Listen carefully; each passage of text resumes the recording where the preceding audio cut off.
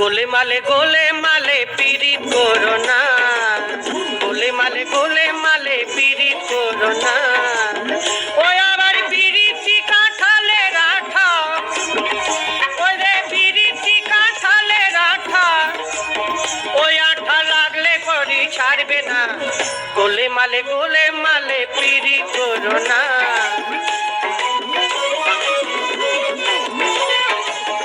এক পীড়িতে শিব শ্মশানবাসী, আর